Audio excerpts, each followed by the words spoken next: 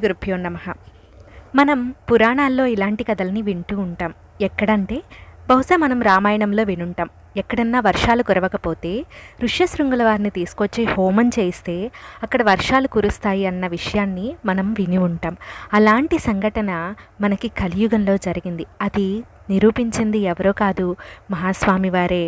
మహాస్వామి వారు ఒక ఊరికి వచ్చినటువంటి కరువుని ఎలా తీర్చారు అన్న విషయాన్ని ఈ వీడియోలో మనము తెలుసుకుందాం.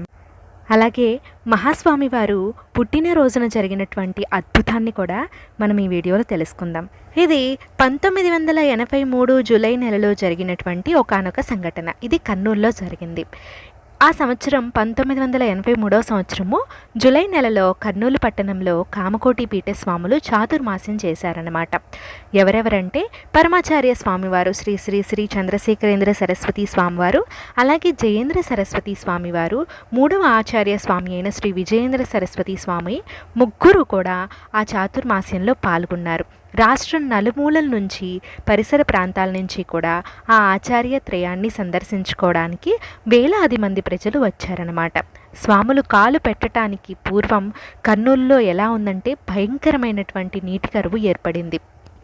అలాగే మహాస్వామి చాతుర్మాస్యం చేసేటువంటి స్థలంలో కూడా భయంకరమైన నీటి ఎత్తడి అనేది సంభవించింది. అక్కడ ఉన్న జనమంతా కూడా 100-120 మీటర్ల లోతున బోరుబావులు అనేవి తవ్విస్తారన్నమాట. అయినా కూడా నీరు అనేది పడదు. అయితే పరమాచార్య స్వామి వారు ఒక ప్రదేశాన్ని సూచిస్తారు.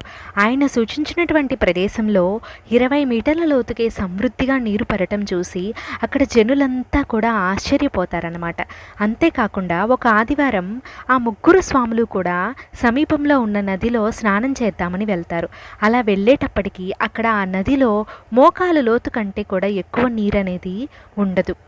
అయితే అక్కడ మహాస్వామి వారు వ్యాసపూజ జరిగిస్తారన్నమాట. అద్భుతం ఏంటంటే వ్యాసపూజ జరిగినటువంటి 12 గంటలకు ఎక్కడి నుంచి వచ్చిందో నీరు కట్టలు తెగేటట్టుగా ప్రవహించిందనమాట. అలాగే ఆ మర్నాడు ఉదయం కర్నూలులో భయంకరమైనటువంటి వర్షం కూడా ప్రారంభమైంది. జగద్గురువులు పాదం మోపిన ఫలితం అని చెప్పి ఆ పట్టణవాసులంతా ఆనందంలో మునిగిపోయారు.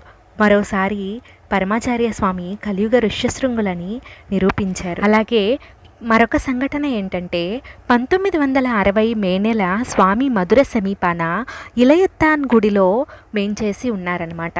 ఆనాడు స్వామి జన్మ నక్షత్రం. మే నెల కదా, ఎండ బాగా కాస్తుందన్నమాట. మహాస్వామి అక్కడ ఒక పెద్ద సత్రంలో వేంచేసి ఉంటారనమాట. ఒక మూలన చీకట్లో బియ్యం పేర్చి ఉన్న చోట బాసపట్ల వేసుకొని కూర్చొని ఉంటారు.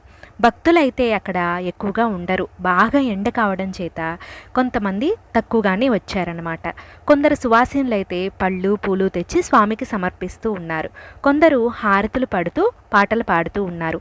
ఆ సత్రం భవనం ఎంత పెద్దదంటే బయట ఒకవేళ ఒక పెద్ద శబ్దమైనా లేదా ఏదైనా ఒక బాంబు లాంటిది పడినా కూడా ఆ శబ్దం లోపలికి వినిపించనంత పెద్దది ఆ సత్రం. కొంతసేపు అలా స్వామిని సేవించేటువంటి కార్యక్రమం కొనసాగుతూ ఉందన్నమాట. ఇంతలో వెలుపల నుంచి వచ్చినటువంటి భక్తుల్ని స్వామి అడుగుతారన్నమాట.